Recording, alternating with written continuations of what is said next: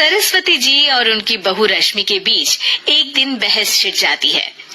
आखिर किसका काम ज्यादा आसान है, बहू का या सास का?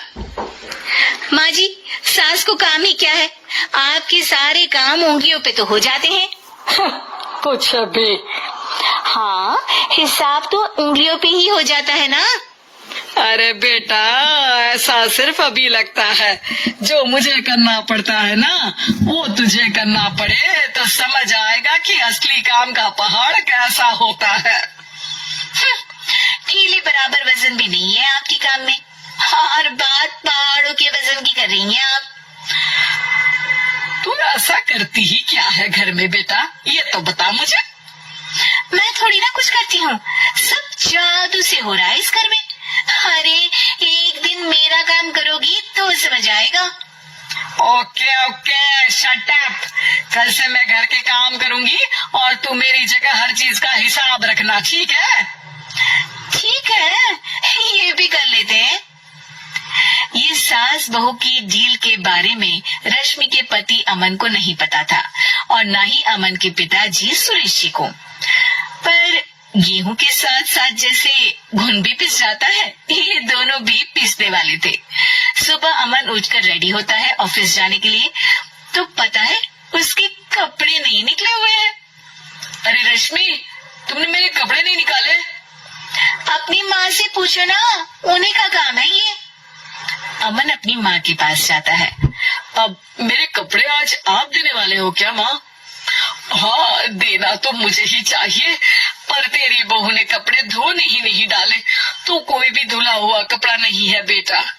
है? ऐसा क्यों? कपड़े तो धोने आप ही देते हो ना माँ? अरे बहू ने तुझे बताया नहीं, अब हम अदल बदल गए हैं, मैं अब बहू और तेरी बीवी सास। अमन परेशान हो गया। वो बिना इस्त्री के कपड़े पहनकर ऑफिस चला गया। सरस्वती जी अपने घुटने के दर्द के कारण झुककर घर साफ नहीं कर पा रही थी और ना ही खाना बनाना याद रख पाई। उधर रश्मि पहले ही दिन घर की चाबी घुमा चुकी थी और 300 रुपए का हिसाब अलग नहीं मिल रहा था। पर दोनों का ही घमंड कैलाश पर्वत से भी बड़ा था और दोनों ही खेमे एक दूसरे की बात मानने को बिल्कुल तैयार नहीं थे। शाम को जब सुरेश जी और अमन खाना खाने बैठते हैं तो सरस्वती जी उनके सामने गाजर और पपीते लाकर रख देती हैं। अरे माँ, ये क्या है? ख्याली पुलाव के साथ सलाद।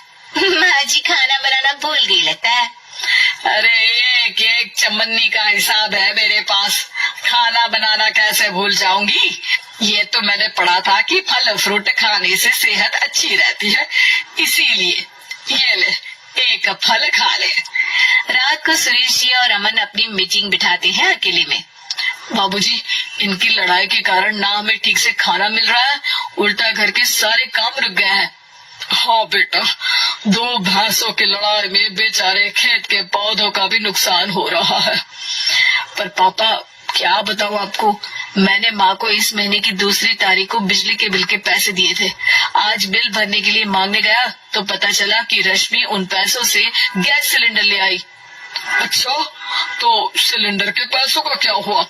सिलेंडर के तो कोई पैसे नहीं थे बाबूजी, हमारे घर पर गैस की पाइपलाइन लगी है ना।